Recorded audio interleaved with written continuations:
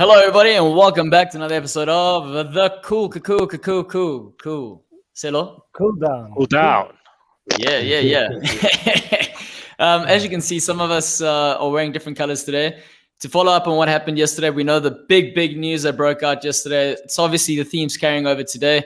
We've got Nick in the house. We've got Selo. We've got Wonga Dengo, who wasn't here yesterday. We've got Matinho. I suppose we can't call you that anymore because they fired Mourinho. So our Spurs man there. And then He's just mad now, you know. Yeah. His new coach is English, born and bred, 20 years at Tottenham, you know. So now he's just called Matthew. Let's say Matthew, yeah. Matthew. We could use my name for a change. For the first time in the series this far in. Should we call him Matthew Mason? Yeah, Matthew Mason. You're right. Yeah, that's possible. Yeah. An interim solution there.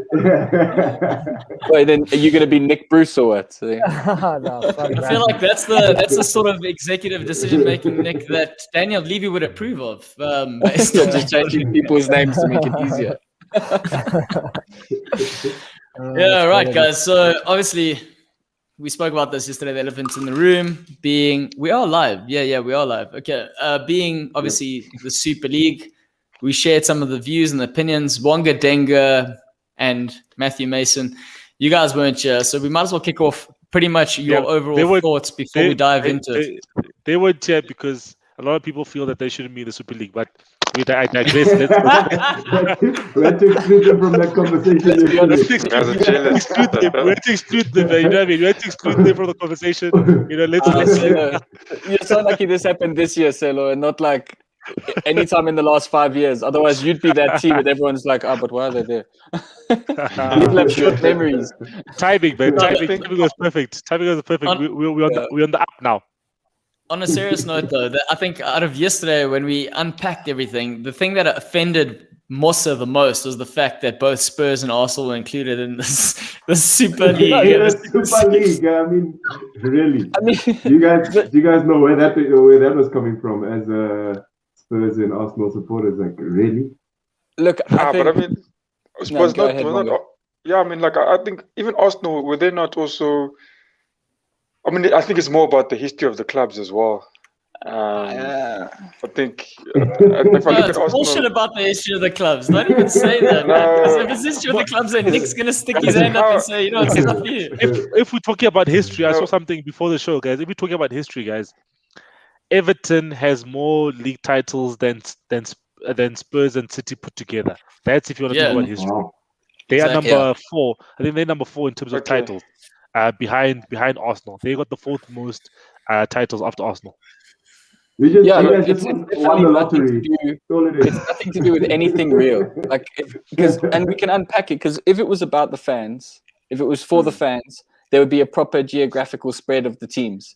We got 3 from London, nothing from Rome. Nothing from Paris. Yeah, nothing from Paris, nothing from the whole of Germany. There are large parts of Europe that are not going to be touched by this. It's got nothing to do with the fans, because if it was, there would be a better spread. If it was to do with the football, I'll be honest, Spurs wouldn't be in there now. Spurs are definitely not the top 12 side in Europe now. There's nothing from the northeast either, so nothing from the northeast, which is like a historical home of football. You know, they could have brought Huddersfield. I think. While we're at it, they should bring the 2 Glasgow teams in. Come on, man. Exactly. Yeah, Celtic have won the European Cup.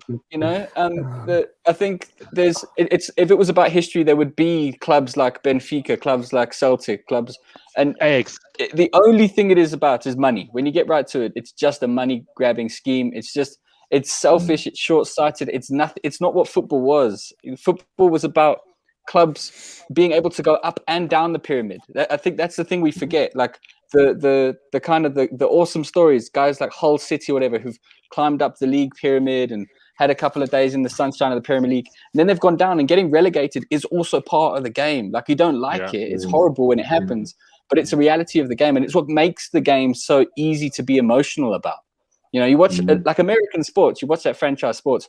Like, even when you lose, no one cares. It's like, we'll do it next year. We'll try it next year. There needs to be a possibility of there not being a next year. Like Newcastle this season, part of the reason why Nick is going bald is because there was a possibility they'd actually get relegated. You know? Wait, just hang on. I feel like that's hang on. You're killing me, bro. Wow, I feel like it's like breaking news. Breaking news on its own. Nick, has anyone even told you that? Because I feel like this like he's just come out here and he said it. Listen, Is this breaking news to Nick as well? It's because No, he's in Super League now. He can now throw Guys. comments around now. it's a touchy subject for me, guys. Hey, you're hitting a nerve there. It's- Take it easy. it's- Yeah? It is a difficult one. It is a difficult one because going bald is a bit like going crazy because you won't know until someone tells you, bro. Like, you Yeah, can't see it. listen. If you've seen my dad, so I'm going only one way downhill. So. Jeez, But I feel like yesterday was a rough day on the show, just talking about the Super League, and now you've told the man he's losing his head, man. I don't know about this. It's even worse. I didn't mean to pour it on, but I mean, but that's what I'm saying. Like the emotion, the potential for failure is a big reason why success feels so good. You know, and I think if you start, they create this closed bubble of football, and if you start to win, I just don't think it'll feel as real as victories do now. Like when teams win the Champions League. Look, quite recently, Portugal won the Champions League. I mean, it was unexpected. It was no one thought that was going to happen, and they pulled it off. And can you imagine that emotion? And for that to never happen again, for it to be closed off to a small number of teams, and yeah, great. Spurs get to be in there, and we can kind of thank our lucky stars that we bought our way in, and we got a deal maker in Daniel Levy there, who's able to be the part of all of these clubs, but. Long term, it's not going to feel the same, and I'm severely the last day I've fallen out of love with my club. It's the weirdest thing. I've sat through terrible football. Spurs have played badly and given away things and done stuff that's stupid on the field, and you stick with them because it's your team, and that connection is there, and whatever's going on the field, everyone's there for the same reason, for that love of the club. And in this decision, it just feels like actually they're just there to make money off of this thing that we love, and it's not like they're going to make loads of money and then somehow make everything else better. It's completely closed off. They're not going to pump it down into the leagues, into community football. It's just, it all feels so vacuous and sad. It's a crazy consideration, man. Like even when you mentioned that Porto actually winning the Champions League, the manager that was there was a Mourinho who's now being sacked by Tottenham. Like in the same time span as this news has been released. It's quite. Have you guys dug into that or considered what the background to that decision was? So a lot of what I've read is that he did go in and didn't want to, made his feelings known about this Super League. I saw reports, I don't know if it was true or not, that he was refusing to take the players out for training and saying, if this is a decision of the club, then he's not doing it. He's not being a part of it. He'll take his ball and go home. And then Daniel Levy being Daniel Levy let him go, and then came up with this weird statement about it being about the football, which we all know is completely untrue. If you were going to fire Mourinho for the football, it would have been after the Zagreb game, or after we got knocked out of the FA Cup, or after the second draw at Newcastle. I think there were so many more legitimate footballing points where we could have given it up. To do it 6 days before a cup final, happening to be on the morning of the announcement of the Super League, there's no way that it had anything to do with football. And that's also something that really annoys me about this, about what it's done to Spurs. Because Tottenham, we've made bad decisions in the past in selecting managers. Don't get me wrong. There's been some weird guys who've, Jacques Santini, that I can remember just off the top of my head. Like, what was that all about? But it's always been for bad decisions, but hopefully with the right reasons. Whereas this time round, I feel like we've pulled the trigger at exactly the wrong time with Mourinho. Not that he was necessarily doing a great job, but the timing's terrible. But he wasn't doing the worst job either. I mean, 5 points to drift to top 4. Yeah, you're going to be critical. Sure, he's 6 days away from possibly winning silverware that you guys haven't won for. Yeah, for exactly. 12, like it's the timing is so weird. Like if he'd lost the final, different story. If we'd not made top 4 and lost the final, but like I said, there were different points in the season where it would have made sense to sack him if it was about football. And it's clearly not about football, just like the Super League is not about football. And that's the bit. And it's like decision after decision like that. Talk today in this interview with the Perez dude. And I don't know how much of it is true and how many of the quotes I'm seeing are just made up, because some of them sound like they must be made up. Perez dude. Yeah, some of them are made up. Some of them are made up. He can't say they must be fake. He can't be saying stuff like the one I saw about him saying football, the game needs to maybe be shorter than 90 minutes. That can't be real. You can't be telling me someone who... if you, but look, I mean, for me, this whole Super League, I'll say the first start there is that it just shows. I think for Claudio, for one, it's also an eye opener with the family club. You see now. What? Guys are in the top see league. now. They got a point. But it's true though. Come on. If you see it every club the whole No. time. No. Wait. No, but now, yeah, okay. All right. Super League, Okay. Super League Kimber's talking. The head. Look, you I've guys certainly have got seen nothing this. to be proud about right now. That's I for hear sure. you. The Super League Milos are speaking. Come on. But Yeah, you see, hey. so it's definitely an eye opener for everyone and most fans, and that's why there's outrage. Otherwise, there wouldn't be outrage, of course, if this wasn't really a shock to anyone. I think people are under the I mean, if you look at football and it's going toward, and it is, let me just say it is that it's a business, you know. But I think people are under the impression that, you know, the owners are the same, will have the same view as the fans, and they, you know, there's some to what degree, you know, they care about them. But it's not about that. I mean, these guys, they buy the clubs, and the potential for them there's a potential for them to get more money, and that's why they're putting their money in there. You're getting people like LeBron's also now, also in Liverpool. I mean, you've heard all these stories like Jay-Z, also as well, trying to get stakes in some Premier League teams. But for me, like, even when I heard the news, I mean, I was like, my dad, a couple of years back, he asked me the question, why don't they just make another? Why can't people play another form of soccer? And I said, what the heck? Why can't? They can. Everybody's like, yeah. Why don't people just make another FIFA or something, and another form of FIFA, and just start another sort of league? You know, try and make it more entertaining to the fans. And I was like, that's kind of like a crazy idea. I don't think it'll go through. But then couple of years dad later, he is a prophet, my man. Nah, he just asked the question of post. Then he do this from a couple of years back. And if you look at it, then a couple of years later, we saw the IPL, the cricket league come up. You know, it's cricket, and then you get and what's the IPL? Is it about cricket? No. But the difference will go there to get money. No, and they were gonna do there was a rebel league that happened that was started before the IPL, right? In India, and then what then happened was the IPL became a league that was recognized by the ICC, and now even the associations. So like for instance, like Cricket South Africa gets 10% of whatever Rabada makes in the IPL. Every South African player, every international player, their salary 10% goes back to their home cricket board. You know what I mean? So it's a similar concept where it's all about money. But you see, yes, but you also see, the difference with the cricket example, it's the same thing that happened when they invented one-day cricket back in the 70s or whatever.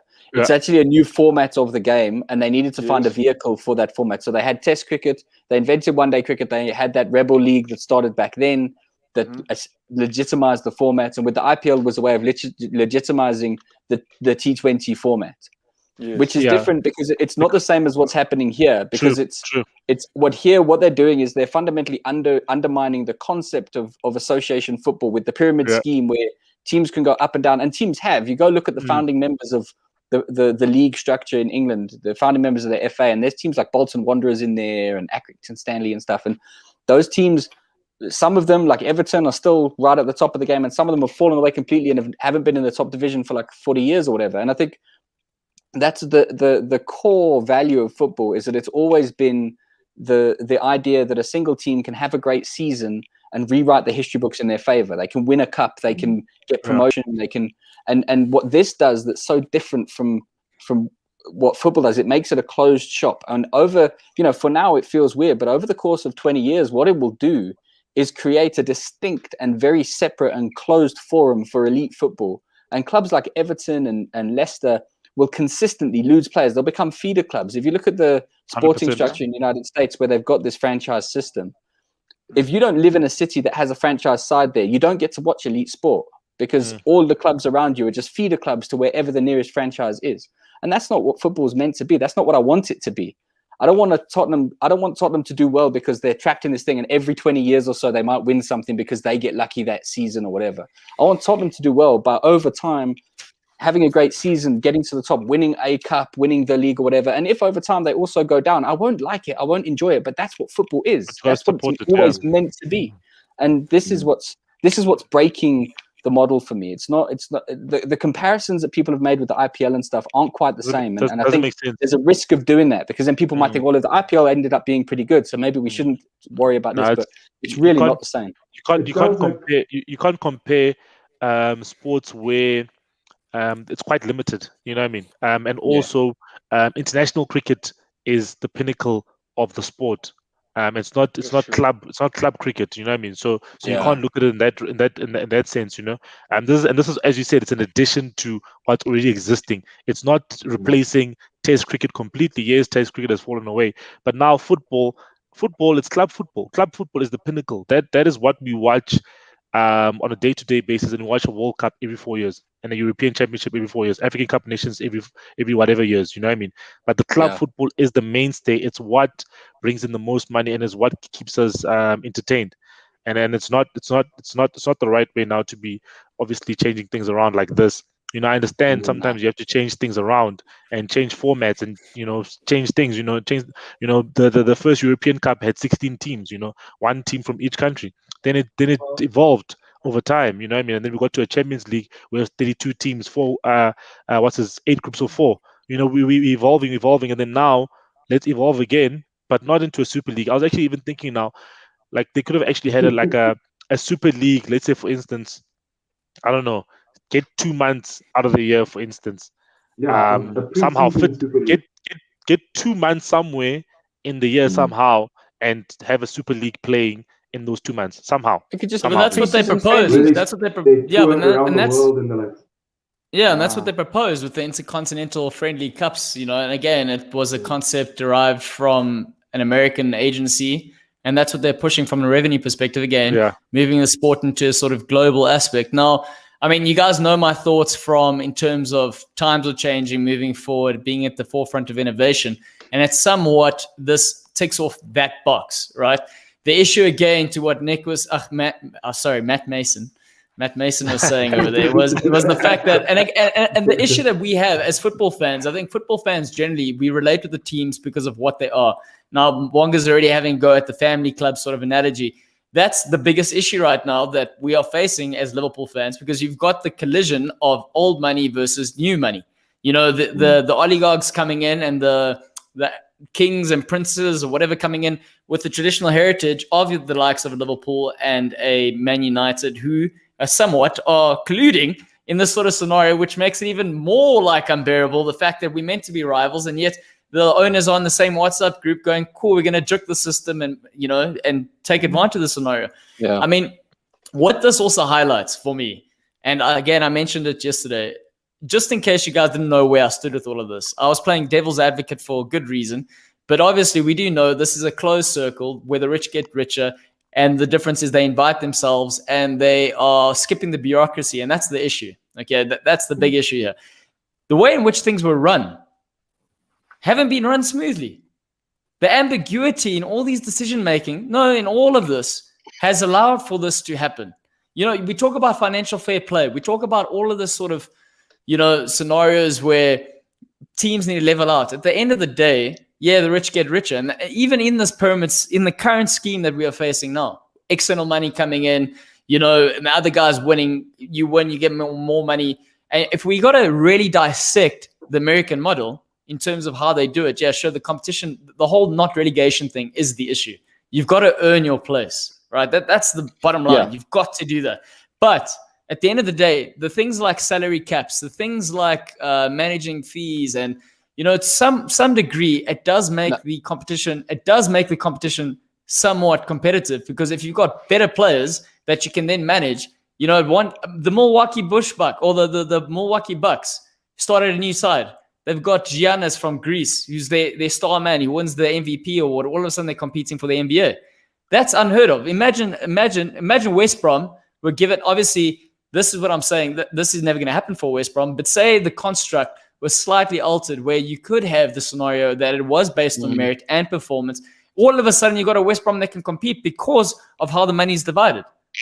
But you see, the problem is that they're doing lip service to these things to try and justify what they're doing. So like the salary cap example, they're saying it caps at 55% of revenue, but then they're pumping 3.5 billion straight into the coffers of every club. So they're already going to be able to like triple their current salary packets anyway.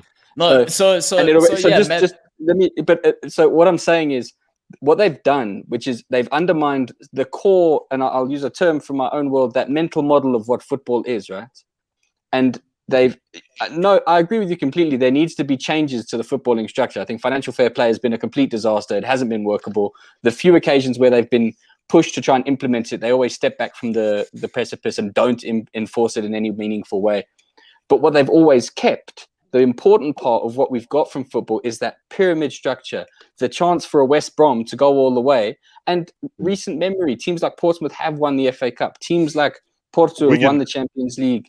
Teams like Leipzig have gone almost all the way in these competitions. There are teams who are doing exactly what the Milwaukee Bucks were doing in the traditional footballing way.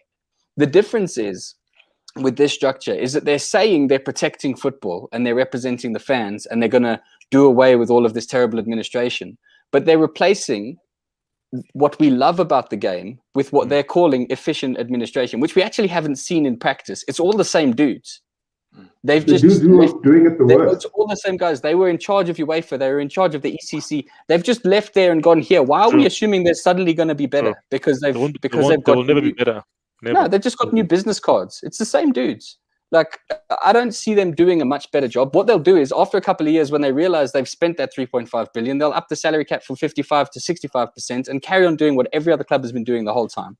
And I just don't see it actually solving the problems it sets out to do, but rather undermining a whole load of other really important tenets of football support and footballing life. And I think there's so much more bad that outweigh any potential good they're going to bring with this.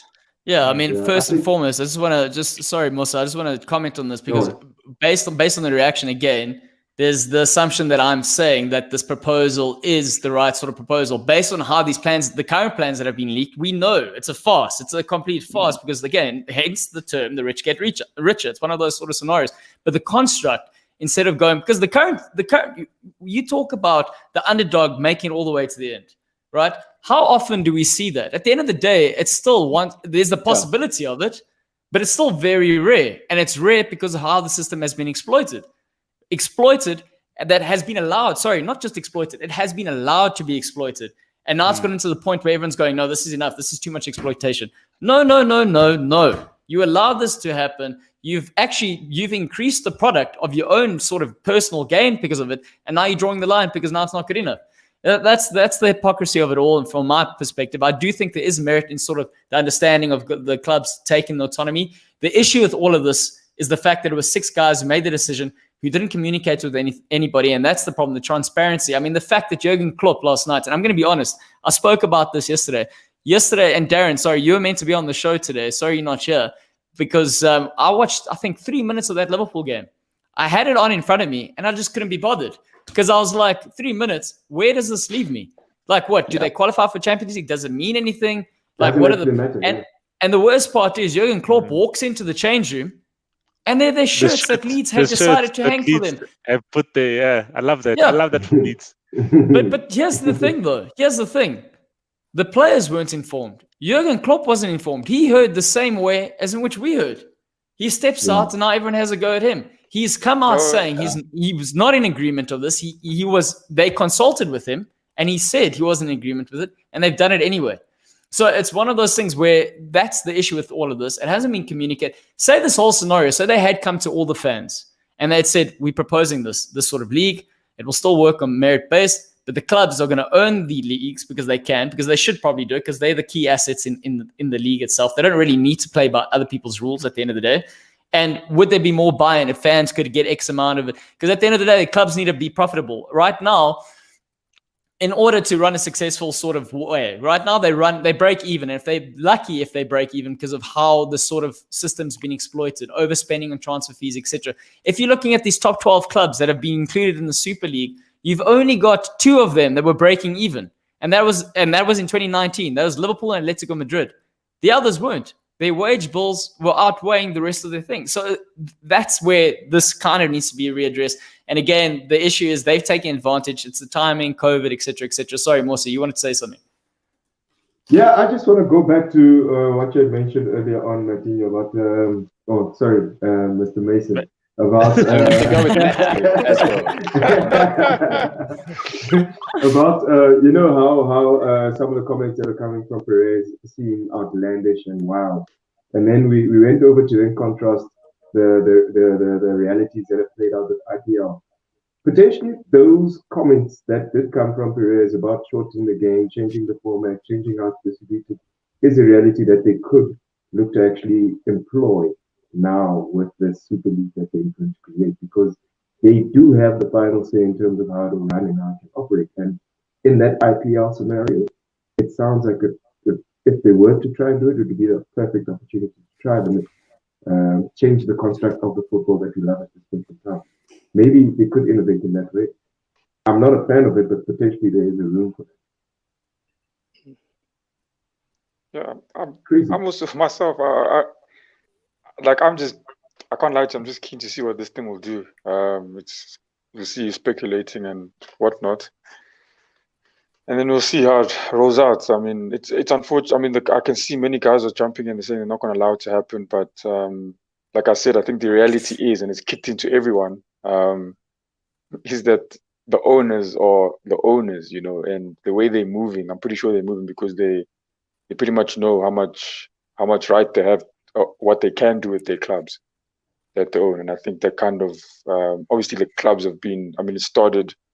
I mean, the clubs in England I'm speaking of, they started back with the guys who were working the ground. I mean, at the land, you know, normal doctors and all that who started the clubs, and now they're coming in, and guys from other countries are coming in there and taking their clubs away from them.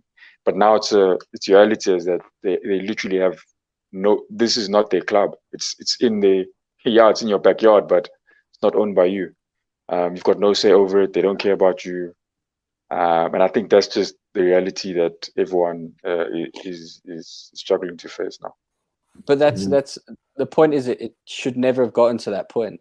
You know, football is true. Nothing without the fans. If we weren't standing there watching them every week, what would they be doing it for? And I think the thing here that's really like frustrating is that they say they're fixing the problems of the past. They say they're going to try to save football and whatever. The truth is they were the same guys who broke the pass system. They were the same dudes. Manchester City, Chelsea, Real Madrid have all been in trouble for financial fair play in the last few years. Atletico Madrid had that ban that transfer ban for like 2 seasons in place. These are the exact guys who were falling foul of the rules that had been created to try and save the game. Not that they were implemented very well or whatever, or enforced properly, but these are the exact same people who broke those first rules. And now because they're not happy with the structure of the Champions League, and they're not, let's not be honest here, Champions League is not a charity. They do quite a lot of bad stuff. You know, the UEFA as a whole is making a lot of bad decisions, but at the same time, the guys who are doing the problem they're solving for themselves is not the problem we're complaining about as fans. When we get upset with UEFA and with our league structures, we get upset because it's unfair the way that the wealth skews the football. Clubs like Newcastle can't compete because they don't have the wealth of a club like Man United, which doesn't seem fair because they've got so many fans and they've got such history and such a big club. They're not fixing that problem with this. They're creating a whole host of other problems to solve problems. Exactly. And for a problem that only they as owners felt. They felt like they didn't have enough control over the competitions they were in. So now they've created another one. That's not a problem we felt. I never felt upset that Tottenham didn't have a bigger say at UEFA. It's never affected me, not once in my life. But what will affect me now is the changed way that I'm going to have to watch Tottenham play football, especially if they end up getting kicked out of every other competition and forced to sit bottom of the league in the Super League. You think Tottenham's going to do well in that competition? The only team we're going to beat is Arsenal. I was about to say, yeah, you've got Arsenal to comfort that landing for you. I've got you in there as well. So I think maybe two teams. We'll have people to buy after the 300 comes in. North London derby, man. Yeah, after the 300 million pounds comes in, there's only going to be a couple of derbies. I suppose there's the Milan derby, the Manchester derby, and the 3 London derbies will be in this competition. And then a Madrid derby, yeah. But I mean, it robs. There'll be no Merseyside derby. Like Liverpool could be in a situation where they end up never playing Everton again in league competition, which is just stupid. Like I don't know. The whole thing just feels dumb. But the idea is not to move away from the league, if I'm not mistaken. Yeah, but you think they're not going to get kicked out of the league if they carry on this way? But can they kick them out? Well, they've already Yes, come exactly. together. So Do whatever the they 14 want. clubs, the Premier 14 League have clubs called are in. mentioned. Yeah, they've already come in and they've said no, they're not going to let it happen. The 14 clubs, they've banding together as they would. So it's for me, out of all of this, I think it's going to be interesting to see how it all plays out. And again, I spoke about it being a bluff yesterday, seeing if they could get more out of the UEFA deal that's currently being negotiated. Maybe that's a possible situation. But there's also now claims that one of the big 6 club board members are being defiant, and they want to split, saying they weren't in agreement with how this proposal has been handled. So that's also an interesting thing. So if they start cracking internally, how long will this realistically last? So that's the thing. Like, I suppose the question is for everyone here is whether or not this does go through. Man, what's the feeling? No, it won't go through. I don't think it'll go through now. Yeah. But I think in future, definitely at some point. I think there'll be a compromise somewhere, because even the UEFA president, his tone has changed. Yesterday, he was like, these guys need to get kicked out. You know what I mean? We'll never allow this to happen. And then today, his views are, oh, look, you see, breaking news. Chelsea are to leave Super League as soon as possible. And we're just talking about that split. Wait, what if he means they've invented relegation just for you guys? We don't know the details. But you do know that doesn't expel you from being involved. You do know that. It just means you were cowardly not following through. That's all it means, pretty much. No, potentially the way it was pitched to us was that, there is a potential avenue of getting television rights which are attractive enough, which we couldn't miss out on. And that's probably why we went for it. Yeah. But the outrage from the fans and the outrage from everybody, football purists, is just, it's good that our management has actually taken a step back, said they're wrong, and making the step back to normality. And it's great, man. Fuck yeah, let me go get my Chelsea shirt. Now I can fucking do it. I think if one club does it, there'll be more to follow. I really hope. Yeah, I really hope There'll be a ripple effect now. Yeah. But I just don't know. Daniel Levy, I just don't know. I've got a feeling he could be the Bond villain in all of this, sitting there stroking his cat, He doesn't look the part for nothing. Let's leave it like that. Yeah. You Super League guys can go enjoy that Super League, guys. Go enjoy. I'll be back here in London just doing our thing, No. But you know what they're probably saying now? The other 11 teams are probably just like, well, we'll find somebody else. That's fine, man. Yeah, it's okay. We've got 2 more from London. Yeah. Nick, you might have a chance. maybe we can take it over there. We got a chance. Oh yes, boy. I'll be livid, but I'll be highly complimented if we do get invited. Nick, what if we invite you and we say on condition that the Saudis join? Listen, it's a big catch-22 for me, because I wouldn't have dreamed to play Real Madrid or Barcelona in my lifetime since I've watched them like 20 years ago. So catch-22, but I think for the sake of football, I say no. Gents, you must see the face. So it says Chelsea preparing to withdraw from the Super League, and the picture that they put up there is Peter Cech's face being swarmed by all these people, and he's like, check it out. Let's go check it out. It's pretty hectic. I was about to say, who would have released that statement? Would it have been a guy like Peter Cech? Because he is sort of a spokesman for the team. Probably him or Marina whatever. Yes, that's okay, Claudio, I'm actually. Can I tell you something, Claudio? It's quite refreshing to hear you speak today, because I actually left the conversation slightly annoyed with you last night. Man City also are pulling out apparently. Yes, boys! Man City, back, gentlemen. So can I just say something? This has been Man City have pulling out. Man City have. So now what? Yeah. So in a predicament in room with 6 other men, but cause one left the room and walked past Jimmy, said he's okay. Let's get Scott's comment there. Please get it up there. Please get Scott's comment up there, man. Hey, think about it, Wonga. Think about it. When was the last time Spurs and Arsenal stayed in a competition longer than City and Chelsea? Chill, Scott. Calm on, Scott. That's fucking great. So now it really reveals like the remaining teams are the teams that are actually like. No, that's some bullshit. You know what? All this. Claudio, listen. Listen, you know what they're going to call the Super League soon? They're going to call it the family tournament. The family. They'll take donations. They'll take donations too. Claudio, me, you, and Wanga. We have the same thing in common, the three of us. We are owned by Americans that own franchises in America.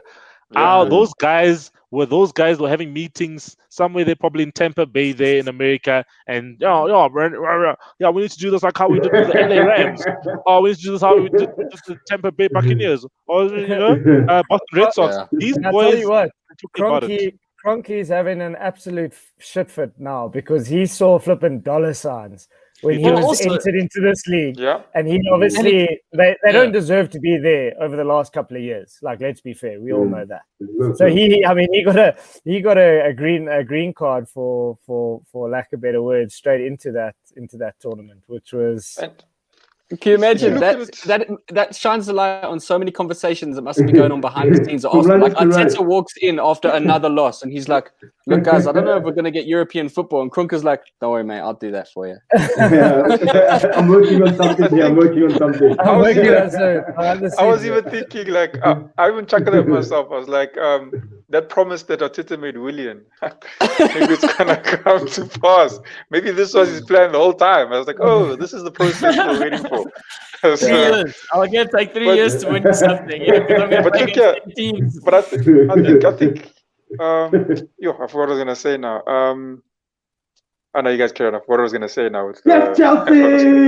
No, but also, why are you getting so? You see, but this is where I'm confused. You're getting so excited about this, but all this is it's a bunch of guys that were caught. There were group people getting caught. They've got them to turn on each other. Not because you guys have left first, you're seeming less guilty, and one of us is going to get the chair, life sentence. That's kind of what it is. I'm not gonna. I assume now, if this falls apart, Spurs will also pull out. And that won't make me feel any better about how things went down over the last 2 days.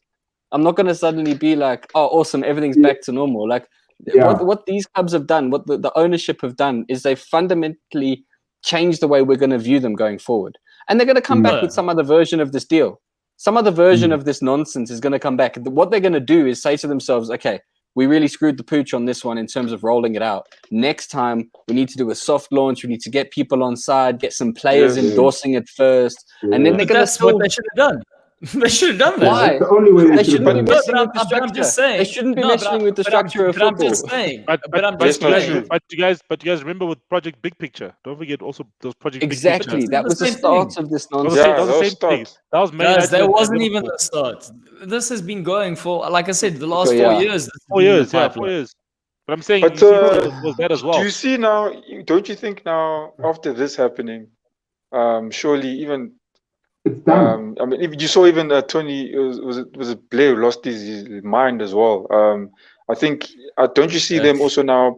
Don't you see them maybe now putting rules on ownership in terms of ownership on the clubs, if they can, if they're allowed to? But again, they've tried that in the past as well. It never works. It's the same problem that the challenge is that the guys making the rules are the same dudes who are coming up with all this nonsense. They've already got so much sway. They've already got so much influence, so much clout, political, economic. They've got so much sway. They've got such an ability. They'll walk back this decision and they'll say, "Oh, we've been listening to the fans. We would never want to alienate our fan base. The community is important to us." But behind closed doors, they're like, "Shit, man, these 100,000 people who live within walking distance of the stadium are holding us back from the billions who want to watch us around the world." And that's what they see. They see this thing they've got as a vehicle of global expansion. And not as what we see it, which is a local football club that represents our kind of aspiration and stuff. So some version of this is going to come back. They're going to, and it's changed the angle of how so it certainly changed how I see Spurs and how I see Daniel Levy and his decision making in relation to my club. And that's not going to change even if we pull out of this ridiculous project. The firing. So, the big question is, they had the reformed, they obviously launched that yesterday, the reformed Champions League and how they want to operate that. Barcelona out. Everybody's out! Where are you seeing this? Barcelona's out. Barcelona's out as well.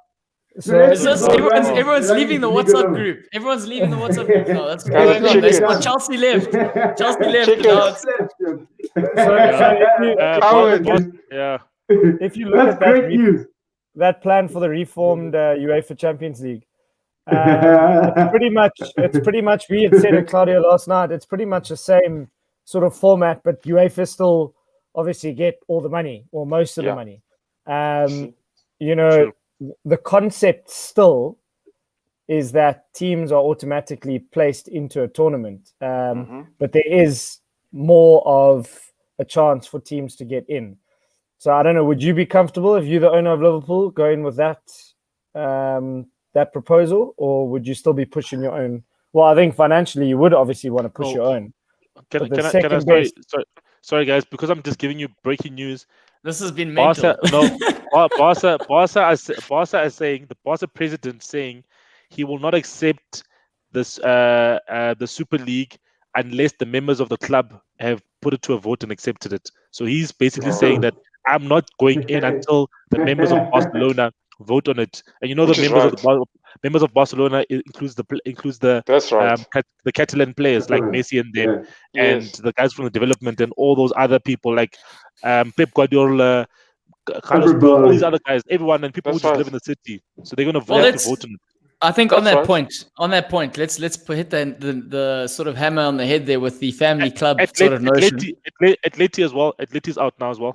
They're gone. That thing is gone. Actually, let's leave it at Arsenal, Tottenham, Man United, and Liverpool in the Super League. You guys can fuck off as well into your Super League. Guys, you're giving so much stick here. Who is the captain who's set up a meeting tomorrow for all the captains to get together and align on a sort of concept? It's Jordan Henderson's done that. But he always But that doesn't explain. Like, the way I feel about this for Chelsea as a Chelsea fan is, I can open my consideration up to the fact that, there has to be a different format which is figured out going forward. That's fine. Yeah.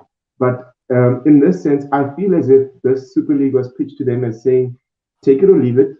There's already these 10 other teams. They probably gave Chelsea and Man City the same offer. There's already these 10 other teams. They've all signed up and agreed to it.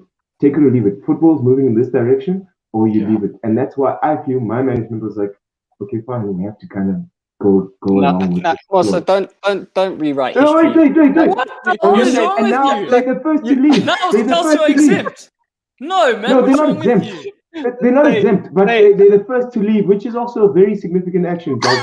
We were the last to get in and first to get out. No way. We've broken the sea. We've broken the sea.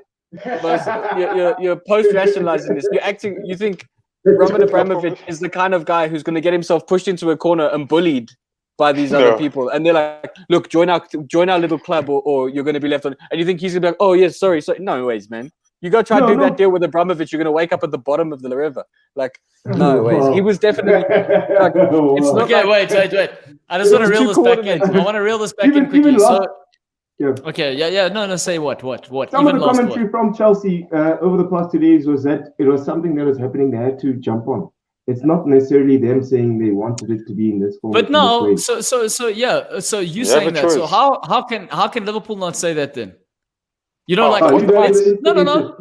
Look, I'm not the first three to sign up. This whole thing is actually ridiculous. The fact that you're defending your club in this whole scenario is actually ridiculous because I've got nothing to defend. The fact that Liverpool were involved in the conversation, I think that is necessary because if there is sort of innovation that's meant to be happening, you want to be involved in the sort of discussion. They made the decision to go through with it, and that's ultimately where they're going to get the fallout. And I think that's where I want to reel this in with what Matt was saying. I mean, fans now at this point where there is no point of return. We're not going to forget about this.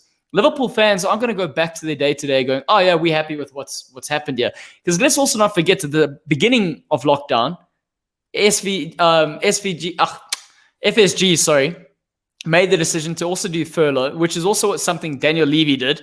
And then they retracted their statement immediately. So they have been found wanting on more than one occasion. So what happens, and this is a question actually I want to ask Nick, because Nick's hands has been, he's experienced this for a long, long time, not having any control of the club and seeing it being taken out of their hands, the fans. The Newcastle fans know this more than most. So what happens now to these sort of owners, and how does everything move forward? Because now I'm also celebrating like things are going to go back to normal. At the end of the day, maybe Abramovich isn't going anywhere because he knows too many people in England.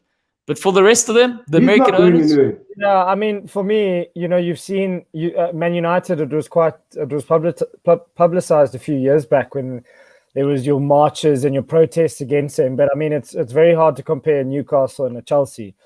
Chelsea are still going to compete for titles and top fours and so forth. Where Newcastle, we're just trying to get into the top half, really.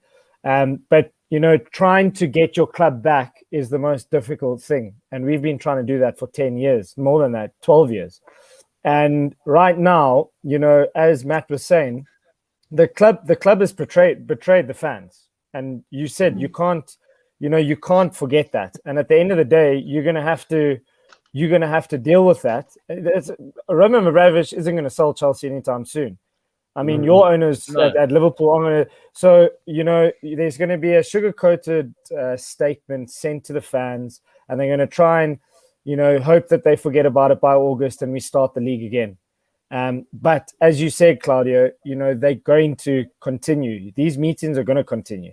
I have no doubt they're going to continue. Potentially, your owners might get pushed out by like consortiums that come together and purchase it up. Yes. Owners. Yeah, I mean, so Newcastle have a drive at the moment where they're trying to buy, the Newcastle Supporters Trust is trying to buy a percentage of the club. I don't know what their actual intention is, but they're trying to show that, fan-owned clubs is a possibility. And if they can, so I mean, I think the fans have to sign up to a direct debit of £8 a month, and if they can get X amount of fans, they'll get to £1 million. Are you contributing?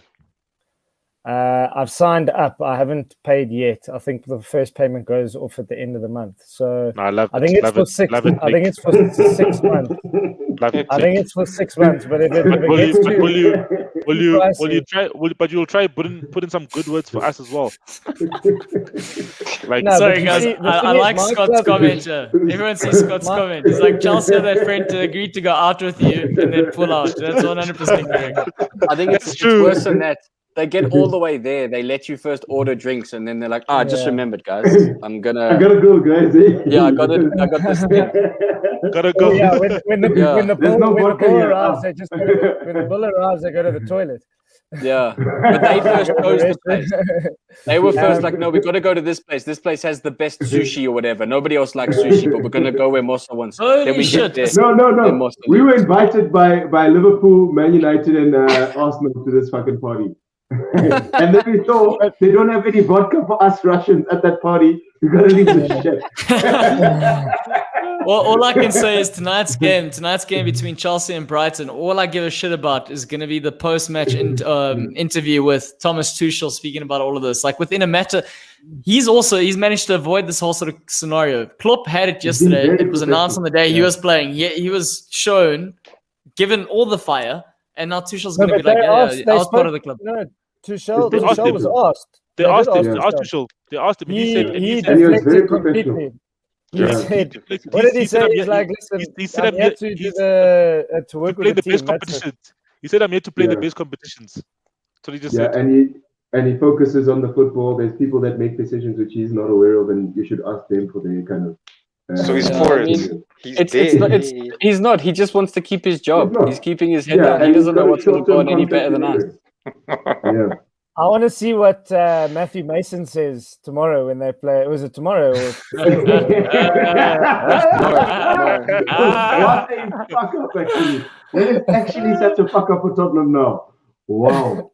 You know what's bad? No, but that's what I'm saying. No, they're paying for the stadium. The thing is, there were so many points. It's like I said, it's bad decision after, and the thing is, Tottenham have made bad decisions in the past. Like I've been a fan long enough to see us do it. The difference here is, I know we made a bad decision for bad reasons. That's the bit that upsets me. Like in the past, when we've made mistakes, it's been because they were trying to do the right thing, but it didn't work. Here, they were trying to do something really bad, and it's blown up in their face. And it's like, what did you think? How did you think this was going to go? Did you think all of us were going to turn around and go, thanks, Levy, this is exactly the club we wanted? And the thing is, if you must be having such a good time. All 12 clubs are meeting tonight to discuss disbanding the Super League.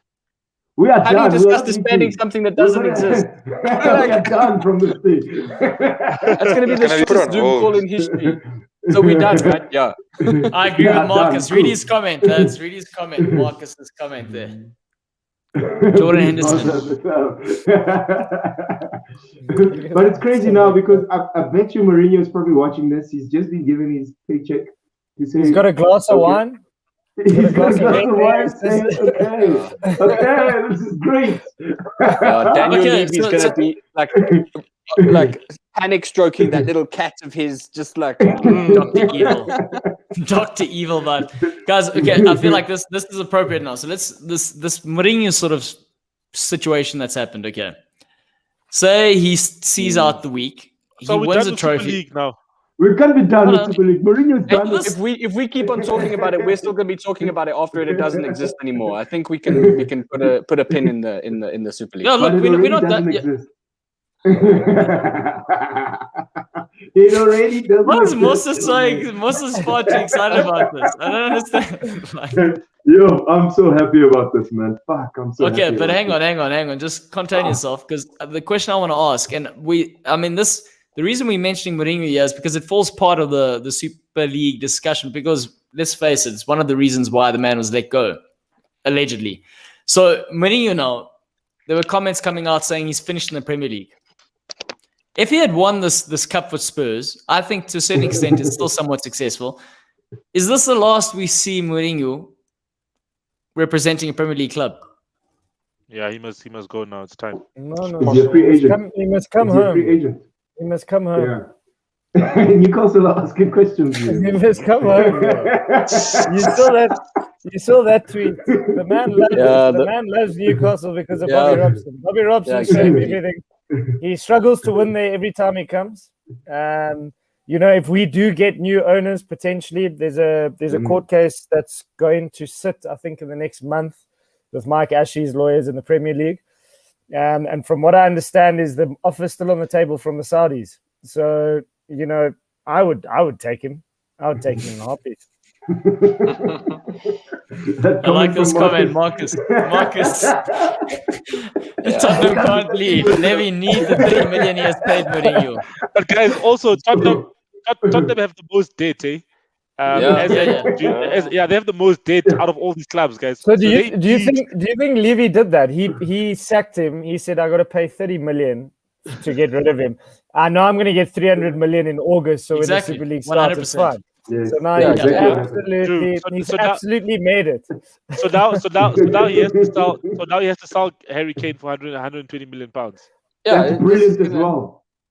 Yeah. Yeah, so I think Scotty's asking. Mourinho will buy him for Newcastle. But hang on, Scotty's asking a good question here. They have a great relationship. 62 appearances, 62 involvements in goals and assists. It's great, man. Are we sure Mosta doesn't have the vodka there in his room? I don't know what's going on. So sorry, Matthew. Actually, we can't have this guy on the show if Chelsea do win something. Because if this is that's going to be exhausting. It's going to be exhausting. They haven't even won anything now. No, guys, they walked back a bad decision, and he's like over the moon. I don't mind giving him the FA Cup. I don't mind giving him that. But you have a Champions League, no ways, guys. You can't win that, guys. We need to make sure whatever you guys, if you guys pray, whatever you guys do to make yourself like get good luck coming your way, we need to do that to say that Musa cannot win Champions League. But now it's even tricky. Like we're supposed to face Real Madrid, and Perez is the president of Super League. So now what? Yeah, legit, Scott. I agree with Scott. Look, Spurs never, by any measure, Spurs did not deserve to be in the Super League. It was never a footballing decision. It was never a fan decision. It was purely money. And I know he's asked who we would want as the next manager. I honestly don't know. I'm glad it's going to be Mason till the end of the season. He's a local boy. He's been with the club. But why didn't Ledley King get the job? Apparently, so I understand Ledley didn't put himself forward. From what I've heard, Ledley wants to still spend some time. He's only just been made kind of first team coach, and he didn't. From what I've read, was he didn't put himself forward for this, and he wants to wait and kind of because he doesn't want to leave Spurs either. So I think he doesn't want to get made first team manager and then walk away at the end of the season and have to go find another job. I think it would be I want Ledley to eventually manage Spurs. He's the kind of guy, you look at what he did for us when he played for us, when he was on the field or when he was on the bench, the side were better. Like he has such an influence on the team, and I want him to manage us one day, and I want it to be right. I don't want it to be a Lampard at Chelsea situation, because unlike Mossa, our fans can't be fooled by just walking back a bad decision. Like, we remember stuff. So like I want Ledley to be able to build his profile and manage us when he can be successful. So I think Mason's the best guy for now. Just get us to the end of the season. It's not going to be a successful season. We're not going to be happy. There's going to be a lot to talk about at the end of the season. We're probably going to lose Kane. But I've heard talk of Nagelsmann, which would be really exciting. He's young. He's got a good reputation of growing young players. If I was Nagelsmann, would I go to Spurs though? At the moment, nobody. Even Marcus is talking about Poch going back. There's no chance that Poch is going to be. No, Poch is never coming back. Listen, guys, I spoke to a Spurs fan who's working here in London somewhere in Joburg from the UK, and he had this whole. Also, guys, SABC are outsourcing a whole bunch of British guys to come work here in Joburg to help build up SABC. It blew my mind. I was like, they fired half the people because they couldn't afford to pay them, but they brought a whole team of Brits over. Anyway, so I spoke to the boss of these Brits, and he was a Spurs fan, and he believes that Poch will go back like Marcus, which again, I'm in agreement with you, Mossa.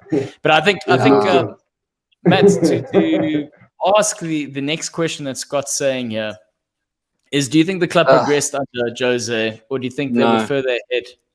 So I think there's individual players who definitely progressed. You can see the likes of Aurier, the likes of Ndombele, even to a large extent, Kane and Son's games have evolved and changed. And you can see individual players have grown in their game. As a club, I mean, come on, Pumlani, kick a man while he's down, man. Like,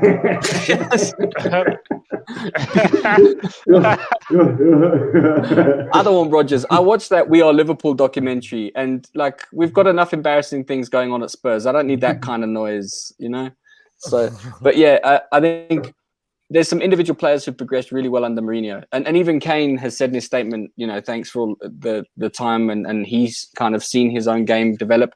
But I think as a club, we've largely stayed where we were. We've not taken forward steps. I think we've not even hit the heights of the best of the Poch years. You look at sort of 2-3 years ago when we were really clicking and really firing under Poch, when we had Eriksen and Ali doing all the things. We haven't even hit those heights. So no, I don't think he's done a terrible job. I think we expected more. I think we thought we were getting more than Mourinho.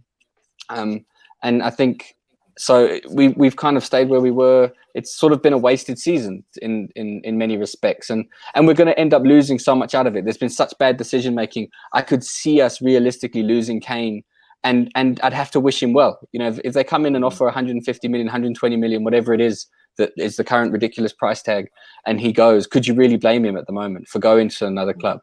I mean, can you imagine him at somewhere like Bayern? And I think it's just, I don't know. It's all very sad. I mean, luckily I'm friends with Nick, so I get to have perspective on my problems. So it's not that bad. Your problems are not. But it's still very saddening. Yeah. But I mean, that's a fair point though, Matt. When we're looking at the Spurs problems now, Daniel Levy has somewhat blackballed Spurs. I mean, what kind of elite manager are you going to be able to attract now, technically speaking? You're going to have to look at a Mason. You're going to have to look at a Ledley King. That's the likelihood of the next appointment. You're not going to... And possibly, I think you be punching above your weight if you attract the likes of Nuno Espirito Santo from Wolves. Like, that's the sort of... No, we'll end up with someone like Lampard. We're going to get Lampard or Eddie Howe or someone like that. Or would you take Lampard will replace the job. Would you take Rafa Benitez? Would you take Rafa Benitez? I think the challenge with someone like Rafa is almost similar to the challenge that Mourinho had, is that we're not a side that defends well. And Rafa builds sides around that solid at the back, building from the back kind of football. And we just don't play that way. And we couldn't even do it for Mourinho. And that's his whole thing. His whole shtick is, I won't concede goals. I can win games 1-0. And Spurs were like, I bet you can't. And, we did it.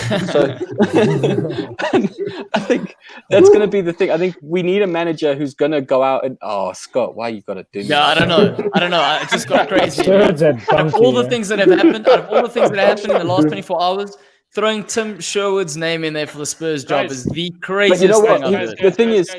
Guys. Breaking news. Breaking news. It's from our man on the ground. Guys, from the man on the ground, I'm right now in Chelsea. And this is the Chelsea fans' reaction outside the stadium, because they were at the stadium. They're protesting. This is their reaction when they're looking at their phones and they're finding out that the others. Listen.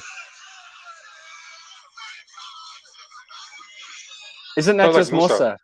Yeah. They go wild. They jump up and down, and they're all happy now. They're all happy. Yeah, did you guys see the scenes actually as we were walking into the show? The scenes from Chelsea. Guys are busy. Yeah, but the fans are actually going crazy right outside Stamford Bridge, saying we don't see Chelsea, we don't recognize Chelsea, chanting. Yeah. Fuck, it must be a party there actually right now. Look. It's like winning the Champions League for you guys, eh? Yeah, bro. That's still also in the pipeline. Yeah, but I think, to get back to Scott's question, I think one of the risks Spurs have now is that the sad part is we are going to be shopping in the Sherwood aisle of the management store. Like, 100%. It's like realistically, Nagelsmann's going to look at us and think like, I'm not playing that game. That's just insane. He doesn't need to go there to build his net. We're going to be looking at managers who are either kind of past it and falling down and need somewhere to land, or managers who have got absolutely no name and need to try build something. So that's why I think it might be better to hold on to, if Mason can get us to the end of the season and show some progress, make us an attacking side again, maybe give him another season, just see where it goes. How's he going to do that though? Mason, come on now. Mason Mount's he's been given this role because he's clearly Mason Mount is a little kid. Sorry, they're both so young. I couldn't tell the difference. Don't forget, you got a kid running your club. We are all older than Ryan Mason, eh? We are all older than Ryan Mason, guys. All of us. Yeah, but I mean, all he is he's a yes man to Daniel Levy for the time being. That's all it is. Until Daniel Levy can clean his. Yeah, and that's what he'll be. But at the same time, he's also got a connection to the club. He knows a lot of the players. He played with quite a few of these guys when he was still at the club. So it could also be a good chance for us to get back to playing football the way we used to. Not that I'm expecting him to win us the league. I mean, I'm not even expecting him to get us top 4. But if we could just at least return to that football, remember what we are as a club, and play some exciting football, have some fun at the weekend, then that's progress in my eyes. The way I feel about the club at the moment, because think about how I've been for the last 6 months. I've been watching Tottenham play turgid, sad, negative football. Then I find out behind the scenes we were actively part of campaigning against the future of football. And then now I'm sitting where we're going to walk back that decision, and then maybe we can try. And then there's talk maybe we'll get Nagelsmann. We're not going to get Nagelsmann. We'll end up getting Rodgers. Maybe. All I know is Kane's leaving. Well, I've got an idea. What about agent right now? What do you think if I apply for the job and I bring Scotty as my assistant? Oh yeah, I'll back that. Yeah, definitely. Just because I can be like, I know that guy, and then when he turns shit, I can be like, I don't know that guy. Give us the philosophy. What's your philosophy, Nick? What's the philosophy? That's the question. Are you gonna be what the kind I'll of be an Alex Ferguson. I'll be an Alex Ferguson. I'll sit in the coffee room there or tea room and have tea and let Scotty take the sessions. Yeah, I'll just come there on a Friday and just get the guys together for set pieces. Oh, you see, you've learned that from Steve Bruce. Yeah,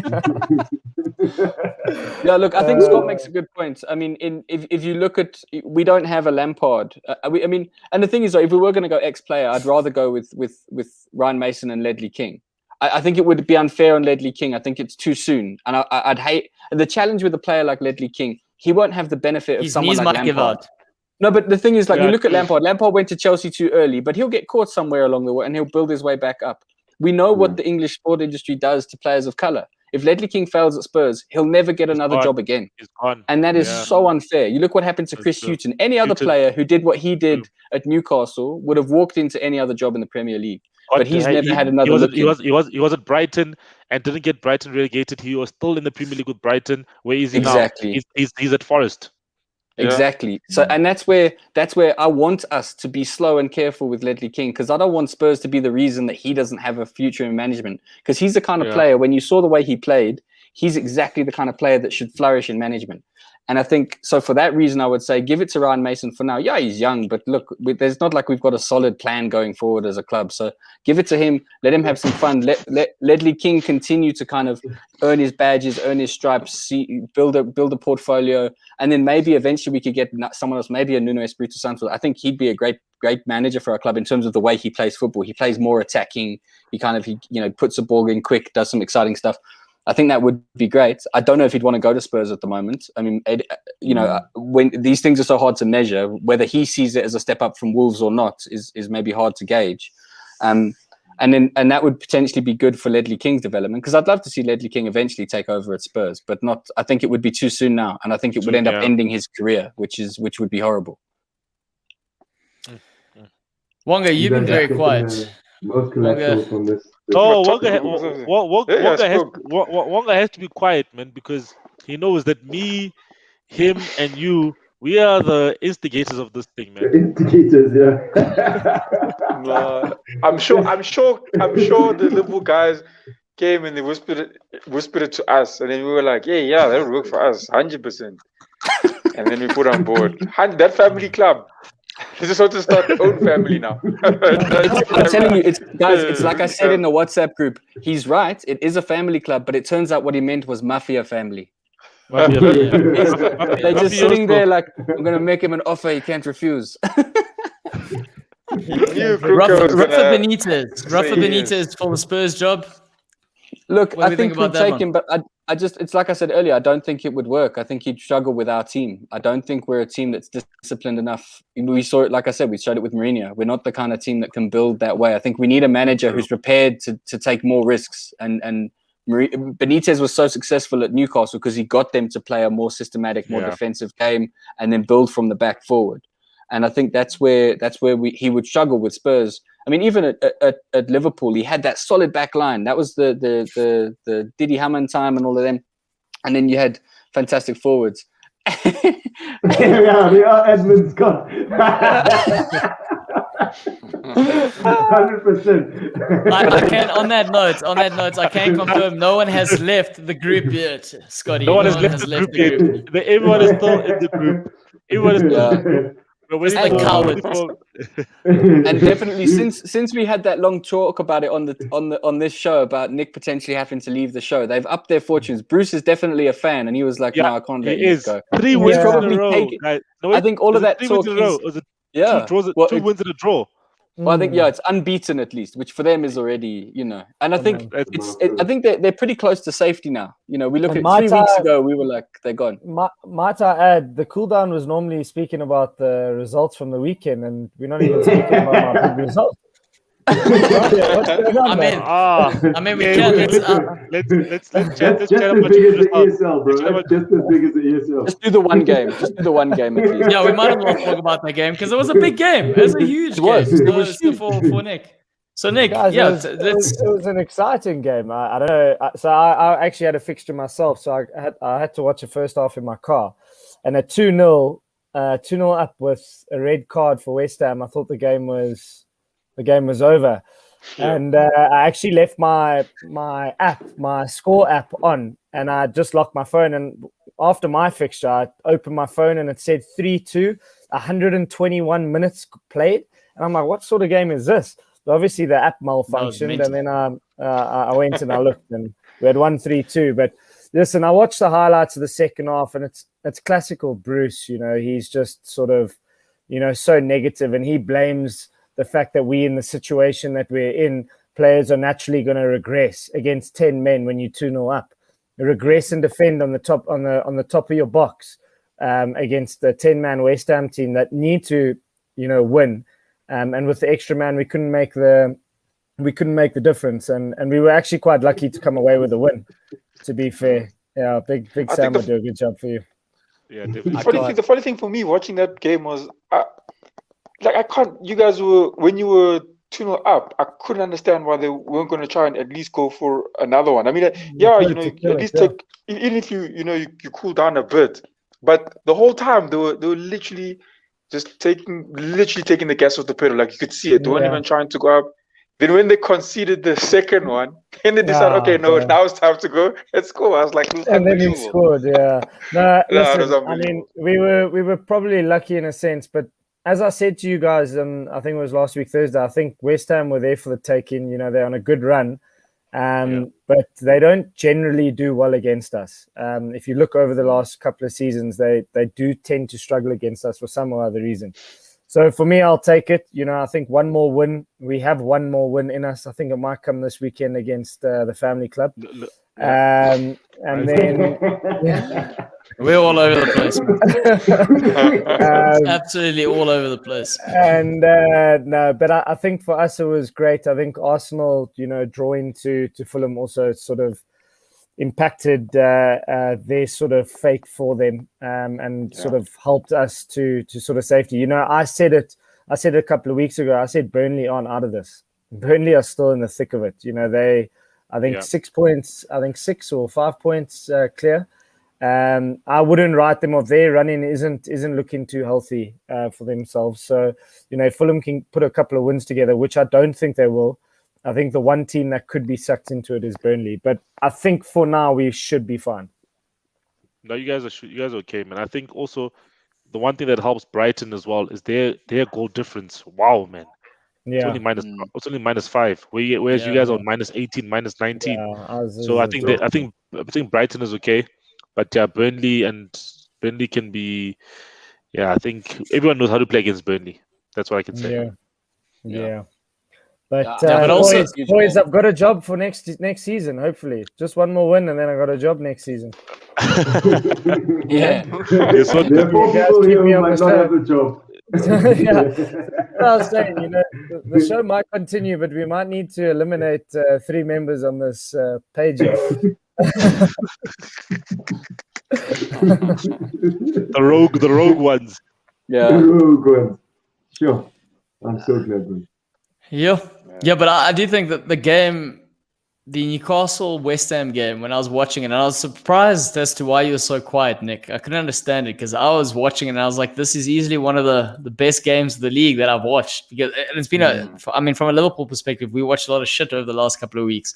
But that game in particular was mental. 2-0 up, come back, off the line clearance, an Arsenal boy having to clinch the game there. I think Wanga also. What do you think about Willock? Will you take him back at Arsenal? Look, he's not going to make a difference. I can't lie to you. Look at our team. He's helping Newcastle, but for us, yes, he was better talking about the Super League. This is horrible, man. Imagine when you're in the Super League is my thing. Dude. Yes, I wouldn't mind the Super League. Goodness me, this is horrible.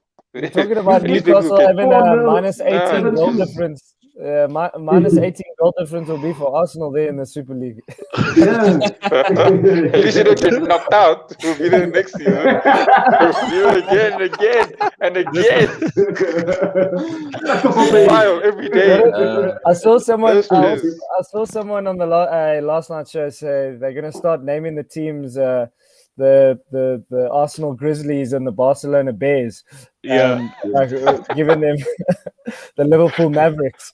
I know. I mean, that was meant to be quite a funny sort of comment, but I mean, that's a possibility. That's a possibility. That's what Leeds even said. That's what Leeds said. We snatched a late equalizer against the Merseyside Reds. Yeah, I saw that. But did you see today? It also turned out, Chelsea were going to be in trouble because Chelsea doesn't own the stadium. The club doesn't own the stadium. The stadium's owned, and the same company that owns the stadium owns the name Chelsea FC. And they were threatening to pull that back. And so Chelsea were going to literally have to change their name to be in the thing. I don't know if it ever would have got that serious, but as it happens, Pro Evolution. Yeah, exactly. The players' names, the London Blues. Yeah, I think it would have been Roman's Blues. Well, he could have played on his own name. It could have been the Abramoviches, like something like that.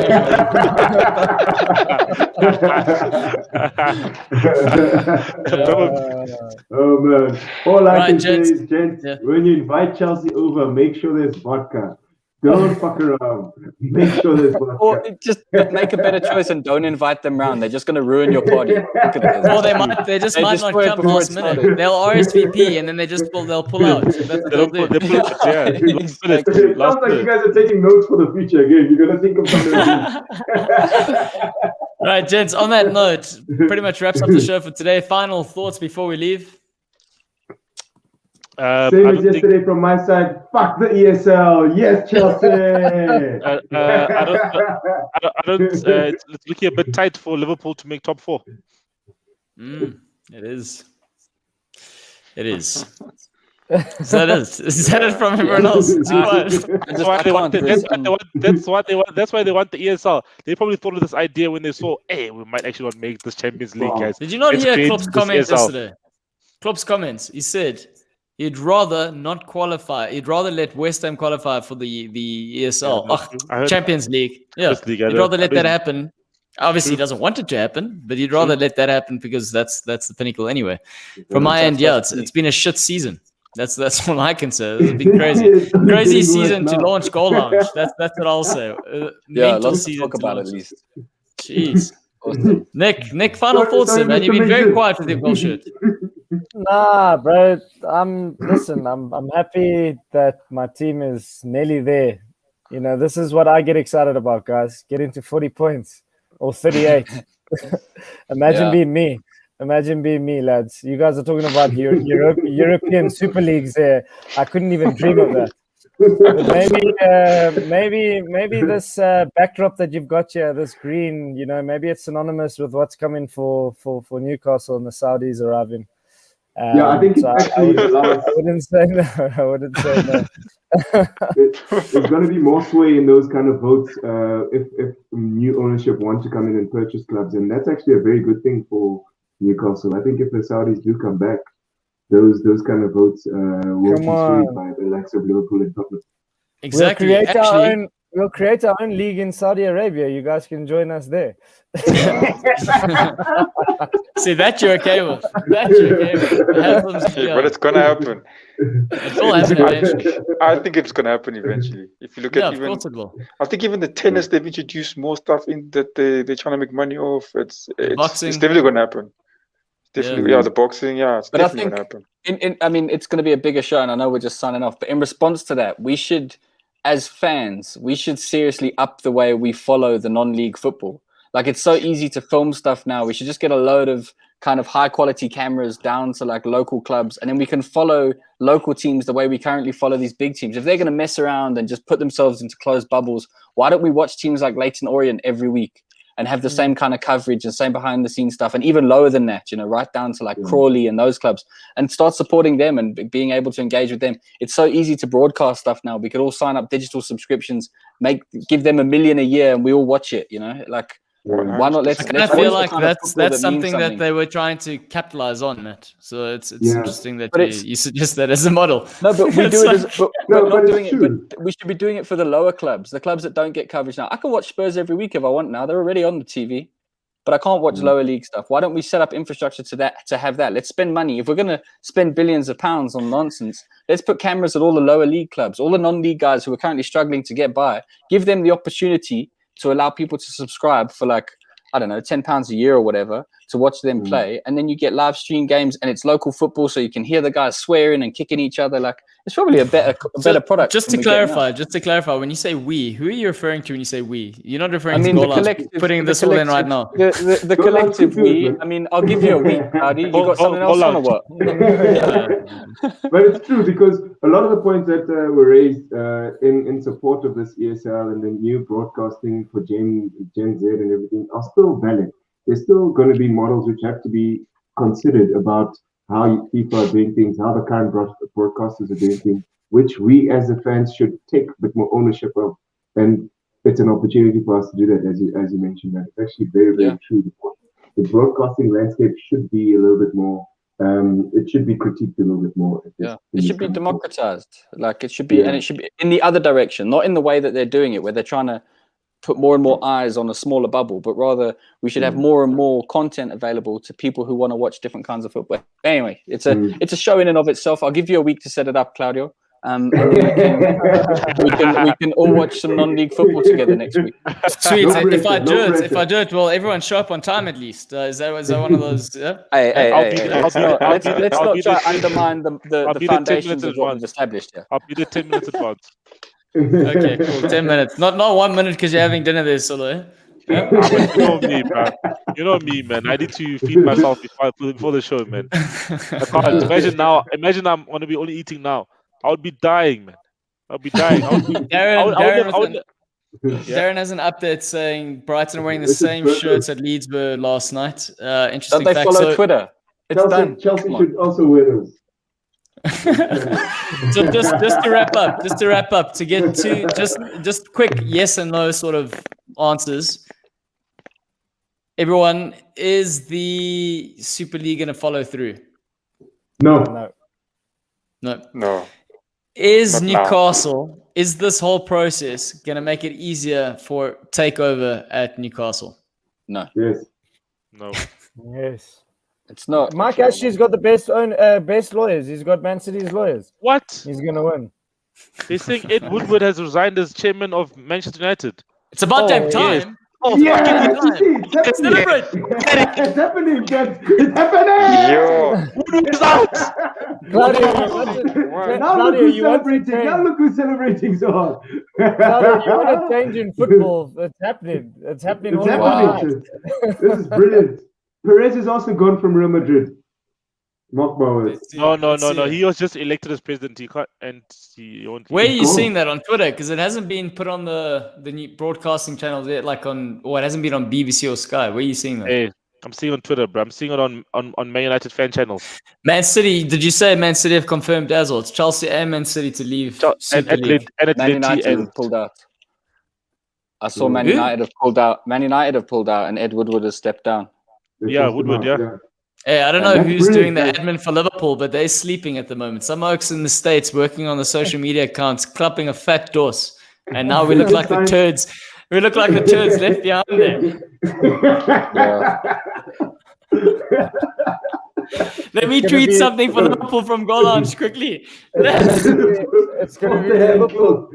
It's going to be Liverpool and Liverpool reserves in the European Super League. Also, guys, the female... The three players that they have in reserves at the moment. The Liverpool's female side aren't even in the Premier Division, but they were going to skip all of that, and they weren't. So currently, Lyon's... They're going to go to Super League. Yeah, they're going to go to Super League, and Lyon's female side, who are the current European champions, weren't even going to be included in all of this. That's crazy. It's all madness. Nah, we're gonna have to change that, man. You can't exclude Lyon and PSG's women's teams because they're like the top out of the top 4 teams, and like Wolfsburg, the German teams. Oh, come on, it doesn't make sense, man. And none of it made any sense except from a money perspective. It was only the finances that made sense, and even that's only to the small people at the top. So it's, hopefully it doesn't come back, but it will. It will come back worse and different and horrible. Well, it could come back in a better format. Like there is a need to actually, drinking the Kool-Aid, man. Yeah, there has to be. This is to 5 minutes ago, you were like, "Yeah, fuck the ESL, be gone!" And now you're like, "But when it comes back." It just has to come back in a much better format. Like even before. Musa got a payment made to him, so that's why he's changed his tune. He's probably got like a young something. Every Chelsea fan got £10 to change their tune. A crate of vodka. Yeah, I'm so happy, man. Yeah. Okay. That was fun. Gentlemen, thank you very much for joining the cool down today. Thanks a lot, guys. Thanks a lot. It was a fun show. All great laughs and bands. And yeah, viva the Super League.